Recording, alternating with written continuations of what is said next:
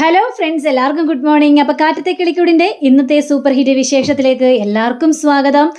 അങ്ങനെ നമ്മുടെ ഈ നീതുവിനെ ഭയങ്കരമായിട്ടും ടോർച്ചർ ചെയ്യുകയാണ് എല്ലാവരും കൂടി ചേർന്നിട്ട്. നീ എന്തിനാണ് ഇങ്ങോട്ട് വന്നത്? നിനക്ക് ഇവിടെ നിൽക്കണമെങ്കിലേ ഒന്നെങ്കിൽ നീ അവനായിട്ടുള്ള ബന്ധം അവസാനിപ്പിക്കണം, എന്നാൽ മാത്രം നീ ഇവിടെ നിന്നാൽ മതി. ഞങ്ങൾ പറയുന്നത് കേൾക്കാൻ നിനക്ക് താല്പര്യമില്ലെങ്കിൽ ഇറങ്ങിപ്പോയിക്കോ.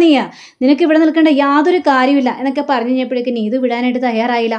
നീതു ആണെങ്കിൽ ഞാൻ ഇവിടെ തന്നെ നിൽക്കും, വേറെ എങ്ങോട്ടും പോകാൻ പോകുന്നില്ല, ഈ വീട്ടിൽ തന്നെ ഞാനുണ്ടാവും. പിന്നെ അവനെ മറക്കാനായിട്ടും എന്നെക്കൊണ്ട് കഴിയില്ല. ഞാൻ അവനെ കാണുകയും സംസാരിക്കുകയും ഒക്കെ ചെയ്യും. അതൊന്നും എതിർക്കേണ്ട ആവശ്യം നിങ്ങൾക്കില്ല എന്നിങ്ങനെ പറയുമ്പോൾ നീതുവിനെ പിടിച്ച് അടിച്ചടിച്ച് നീതു സഹി കെട്ട് നേരെ റൂമിലേക്ക് കയറി കഥ കടച്ചിട്ട് അവിടെ അങ്ങനെ ഇരിപ്പാണ്. കണ്ടില്ലേ, അവൾ പറഞ്ഞത് കേട്ടില്ലേ? അവനുമായിട്ടുള്ള ബന്ധം അവസാനിപ്പിക്കില്ലത്രേ. അങ്ങനെ അവനെ വെറുതെ വിടാനായിട്ട് ഞങ്ങൾ തയ്യാറല്ലല്ലോ എന്നൊക്കെ പറഞ്ഞുകൊണ്ട് ഇവർ അവിടെ കിടന്ന് ബഹളം ഉണ്ടാക്കുകയാണ്. ഇതേ സമയം തന്നെ നമ്മുടെ ഹരീഷ് നേരെ വീട്ടിലേക്ക് എത്തുക. പച്ച ഓടി വന്നിട്ട് ചോദിക്കണം, എടാ മോളെവിടെ എന്നൊക്കെ ചോദിച്ചപ്പോഴേക്കും അത് പിന്നെ എന്താണിത്, ഞാൻ അവളെ കൊണ്ട് വീട്ടിലാക്കിയെന്നോ? നിന്നെ വിശ്വസിച്ച് വന്നല്ലേ, നിങ്ങളുടെ കല്യാണം എത്രയും പെട്ടെന്ന് നടത്താൻ പാടില്ലായിരുന്നില്ലേ? നിനക്ക് മംഗല്യ യോഗം അടുത്ത് വന്നു കഴിഞ്ഞപ്പോഴേക്കും ആ കൊച്ചിനെ കൊണ്ട് നീ വീട്ടിൽ വിട്ടിരിക്കുന്നു. ഇത് എവിടുത്തെ ന്യായമാണ് ഹരീഷേ? ഒന്നാമത് തന്നെ സുഭാഷിൻ്റെ കല്യാണം നടക്കുന്നില്ല. സുഭാഷിൻ്റെ കല്യാണമൊക്കെ വരുമ്പോൾ അവൻ തട്ടി നീങ്ങി പോവാണ്. അവനൊരു ഭാഗ്യമില്ല, യോഗവും ഇല്ലാത്തവനാണ്.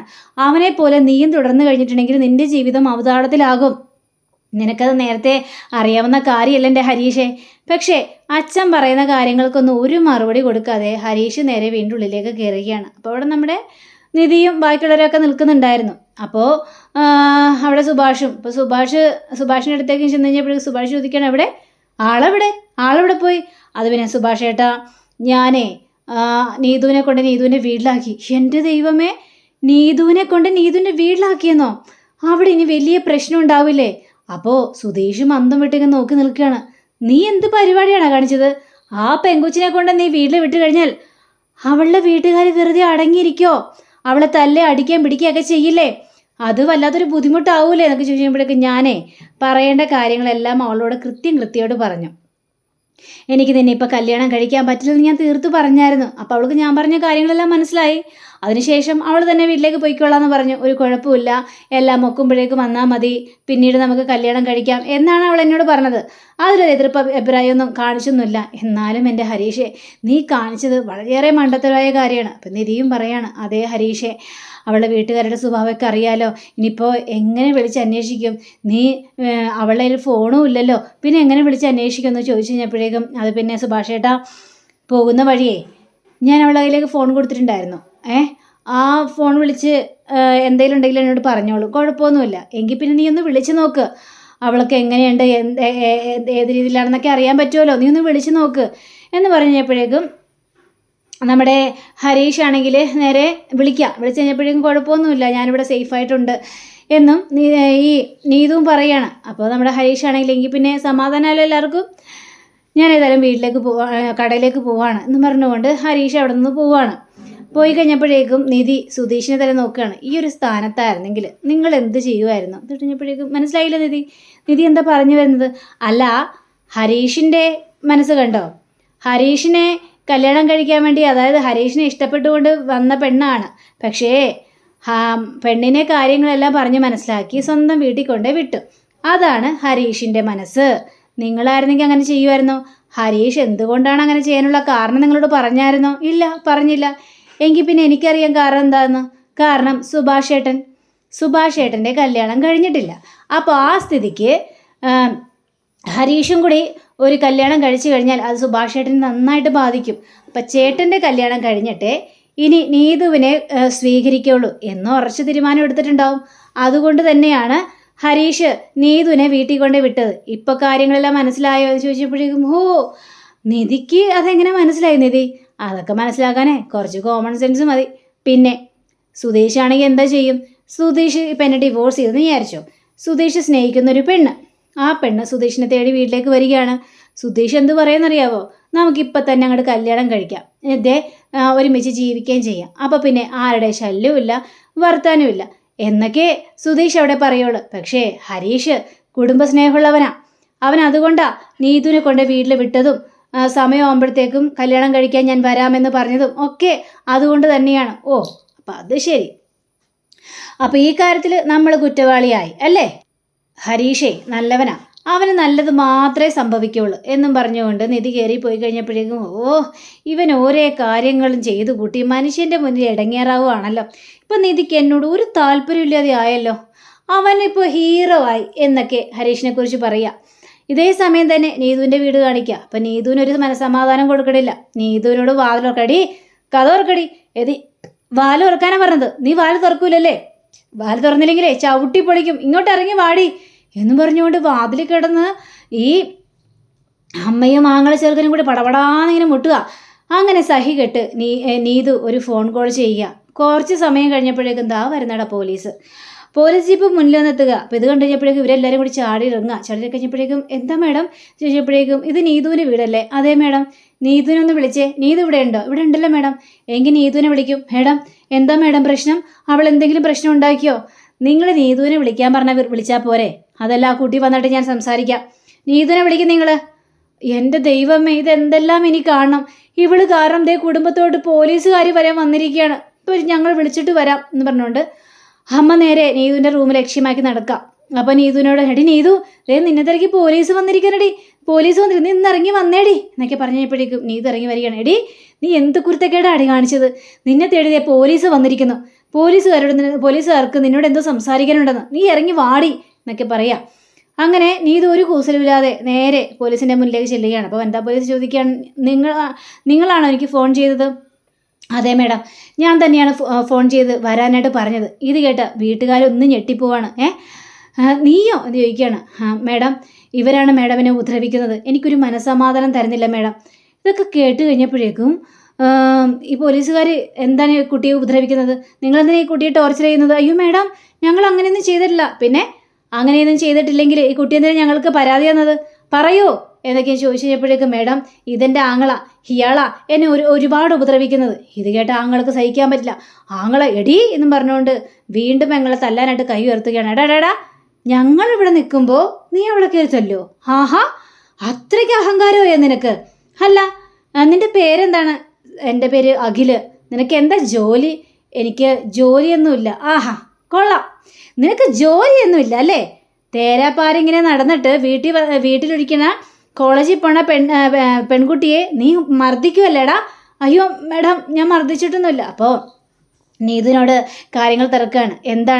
എന്താണ് യഥാർത്ഥത്തിൽ പ്രശ്നം ഉണ്ടായതെന്ന് ചോദിച്ചപ്പോഴേക്കും മേഡം, എന്നെ ഇവർ രണ്ടുപേരും മാനസികമായിട്ടും ശാരീരികമായിട്ടും ഒരുപാട് ഉപദ്രവിക്കുന്നുണ്ട്.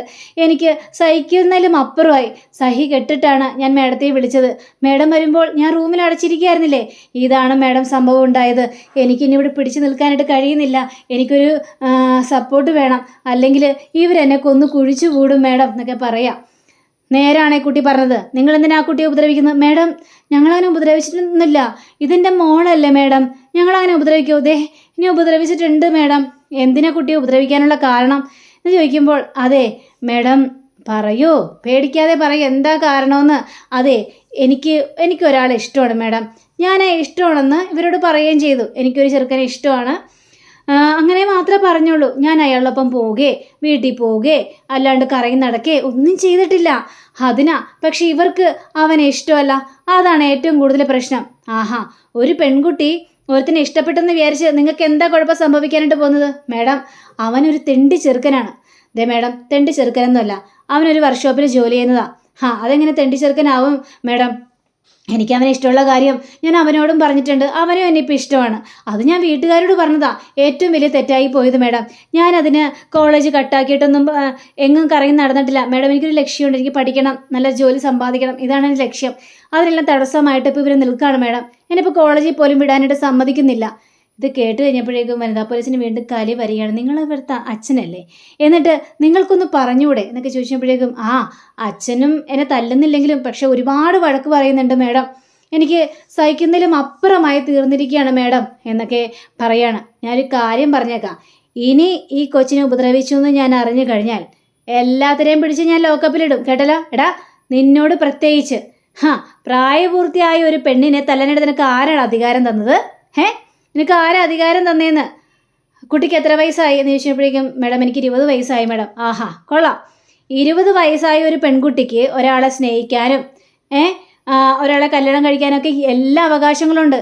ഈ കുട്ടി നേരെ കോടതിയിലേക്ക് പോയി കഴിഞ്ഞാലേ കോടതി ഈ കുട്ടിയുടെ ഭാഗത്തേ നിൽക്കുള്ളൂ. അത് നിങ്ങൾക്ക് എല്ലാവർക്കും അറിയാവോ എന്നൊക്കെ ചോദിക്കുകയാണ്. അവരെല്ലാവരും പഞ്ചപുച്ഛമടക്കി പേടിച്ചിങ്ങനെ നിൽക്കുകയാണ്. നീ പോയി ഒരു പേപ്പറും പേന എടുത്തുകൊണ്ട് വന്നേടാ. അങ്ങനെ അഖില് പോയി ഒരു പേപ്പറും പേന എടുത്തുകൊണ്ട് വരികയാണ്. എന്നിട്ടേ നിനക്കെന്താ എഴുതാനറിയോ? ആ മാഡം എനിക്ക് എഴുതാനറിയാം. എന്നാൽ ഞാൻ പറയുന്ന പോലെ അങ്ങോട്ട് എഴുത്. അപ്പോൾ അച്ഛൻ്റെ പേരെന്താണെന്ന് ചോദിക്കുകയാണ്. അപ്പോൾ അച്ഛൻ്റെ പേര് പറഞ്ഞു കൊടുക്കുകയാണ്. അപ്പം അച്ഛൻ്റെ പേര് വെച്ച് ഇന്നയാളുടെ മകളാണ്. ആ മകളെ യാതൊരു കാരണവശാലും ഞാനും എൻ്റെ അമ്മയോ ഒന്നും ഉപദ്രവിക്കില്ല. എല്ലാ സ്വാതന്ത്ര്യവും കൊടുക്കും. അങ്ങനെ കോളേജിലേക്ക് വിടാനുള്ള എല്ലാ അവകാശങ്ങളും ഉണ്ട് എന്നും പറഞ്ഞുകൊണ്ട് അങ്ങനെ എഴുതുകയാണ്. നീ സൈൻ ചെയ്യടാ എന്ന് പറയാം. സൈൻ ചെയ്യാണ്. അതിനുശേഷം അമ്മയെ കൊണ്ട് സൈൻ ചെയ്യിപ്പിക്കുകയാണ്, അച്ഛനെയും കൊണ്ട് സൈൻ ചെയ്യിപ്പിക്കുകയാണ്. അതിനുശേഷം പിന്നീട് കാണിക്കുന്നത് നമ്മുടെ ഈ നീതു ഹരീഷിൻ്റെ അടുത്ത് വന്നിരിക്കുക. അപ്പോൾ ഹരീഷിൻ്റെ അടുത്തിരുന്ന് നല്ല വെട്ടിയൊഴുങ്ങി ഭക്ഷണം കഴിക്കണം. എടേ എന്താ സംഭവിച്ചത്? പറ നീതു, നീ എന്തൊന്നും പറയാതിരിക്കുന്നത്? നീ എന്താന്ന് വെച്ചാൽ പറ നീതു. പറയാം. ദേ നല്ല എരിവുണ്ടെങ്കിലേ ബീഫ് കറി നല്ല ടേസ്റ്റ് ഉണ്ട്. ഹോ, ഇന്നലെ രാത്രി ഞാൻ പട്ടിണിയിലായിരുന്നു. ആകെ പ്രശ്നമായിരുന്നു. അതുകൊണ്ട് എനിക്ക് നല്ല വിശപ്പ്. ഇന്ന് ഫുള്ള് കഴിക്കട്ടേന്നേ. അങ്ങനെ കഴിഞ്ഞ് കയ്യും കഴുകുകയാണ്. പറ നീതു, എന്താ സംഭവിച്ചത്? ഓ അത് ശരി, എന്നെ അവിടെ ആക്കിയിട്ട് ഒറ്റ പോക്ക് പോയതല്ലേ? എന്നിട്ട് പിന്നെ തിരിഞ്ഞു നോക്കിയില്ലല്ലോ. പിന്നെ എന്തിനാ ഞാൻ പറയുന്നത്? അയ്യോ നീതു, അങ്ങനെയല്ല. നിന്നെ ഞാൻ അവിടെ കൊണ്ട് ആക്കിയെങ്കിലും ഞാൻ അവിടെ വിട്ട് പോയിട്ടില്ലായിരുന്നു. 2 മണിക്കൂർ വരെ ഞാൻ അവിടെ തന്നെ ഉണ്ടായിരുന്നു. നിന്നെ അവർ ഉപദ്രവിക്കുന്നുണ്ടോ ഇല്ലയോ എന്നൊക്കെ അറിയാൻ വേണ്ടി. ഓ അത് ശരി ഹരീഷേ, അപ്പം എന്നോട് ഇത്രയും മാത്രം സ്നേഹമാണല്ലേ? ഇത് ഭയങ്കര സെൻറ്റിമെൻ്റൽ ആണല്ലോ എന്നൊക്കെ പറയാം. ഏതായാലും നിന്നെ പോലൊരാളെ കിട്ടിയത് എൻ്റെ ഏറ്റവും വലിയ ഭാഗ്യം. നിന്നെ എനിക്കിപ്പോൾ ഹഗ് ചെയ്യാനായിട്ട് തോന്നുകയാടാ ഹരീഷേ. അപ്പോൾ കൂട്ടുകാരന്മാരിങ്ങനെ നോക്കിക്കാണാം. എങ്കിൽ പിന്നെ ചേച്ചി ഒന്ന് ഹഗ് ചെയ്യുന്നേ, ഒന്ന് പുറവിടുന്ന്. നീതു ഉണ്ടായ സംഭവങ്ങൾ പറയാൻ നീതു എന്ന് പറഞ്ഞപ്പോഴേക്കും നീ അവിടെ കൊണ്ടൊന്ന് ആക്കിയിട്ട് പോയില്ലേ? ആ സമയത്ത് എന്നെ അടിക്കുകയും ഇടിക്കുകയും പിടിക്കുകയൊക്കെ ചെയ്തു. എന്നിട്ട് ഞാൻ സൗണ്ടൊന്നും കേട്ടില്ലല്ലോ. എങ്ങനെ കേൾക്കും? ജനലും വാതിലും ഒക്കെ അടച്ചിട്ടിട്ടാണ് ഇവരെന്നെ പിടിച്ച് അടിക്കുകയും വഴക്കുറയൊക്കെ ചെയ്തത്. സഹി കേട്ട് ഞാൻ റൂമിൽ കയറി വാതിലടച്ചിരുന്നു. അതിനുശേഷം ഞാൻ പോലീസുകാരെ വിളിച്ചു. അവിടെ തന്നെ പെട്ടെന്ന് പോലീസുകാരും എത്തി. എല്ലാത്തിനെയും പൊളിച്ചടിക്ക് കൈ കൊടുത്തു വനിതാ പോലീസ്. എന്നിട്ടേ വനിതാ പോലീസ് പോകുന്ന സമയത്ത് എന്നെ വിളിച്ചൊരു കാര്യം പറഞ്ഞു. ഇത് കഴിഞ്ഞപ്പോഴേക്കും എന്ത് കാര്യം? അങ്ങനെ നീതു ആ കാര്യം പറയാം. അങ്ങനെ നീതു ഇറങ്ങി ചെന്നപ്പോൾ നീതുവിൻ്റെ കയ്യിലേക്ക് ഒരു നമ്പർ കൊടുക്കുകയാണ്. എന്താവശ്യം ഉണ്ടെങ്കിലും മോൾക്ക് എന്നെ വിളിക്കാം കേട്ടോ, ഒരു മടിയും കാണിക്കണ്ട. അങ്ങനെ നീതു ആ നമ്പറുമായിട്ട് നേരെ വീടിനകത്തേക്ക് വീടിനകത്തേക്ക് കയറി സമാധാനത്തോടെ ഈ അച്ഛനും അമ്മയും കൂടി ആങ്ങളെയും കൂടി എല്ലാവരും കൂടി നീതുവിൻ്റെ മുന്നിൽ വന്നിങ്ങ് നിൽക്കുകയാണ്. നിന്ന് കഴിഞ്ഞപ്പോഴേക്കും എന്താ നോക്കുന്നത്? തല്ലാൻ തോന്നുന്നുണ്ടോ? തല്ലാന്നാ നിങ്ങളെന്നെ ഒന്ന് തല്ലി നോക്ക്, അപ്പം അറിയാൻ വിവരം. അപ്പം അങ്ങനെയും കാണിച്ചുകൊണ്ടാണ് നമ്മുടെ ഇന്നത്തെ റിവ്യൂ ഇവിടെ അവസാനിച്ചിരിക്കുന്നത്. അടുത്ത റിവ്യൂവിനെ കാത്തിരിക്കുക, സബ്സ്ക്രൈബ് ചെയ്യുക. എല്ലാവർക്കും നല്ലൊരു ദിനം ആശംസിച്ചുകൊണ്ട് തന്നെ നമസ്കാരം. Thank you. See again. Bye by.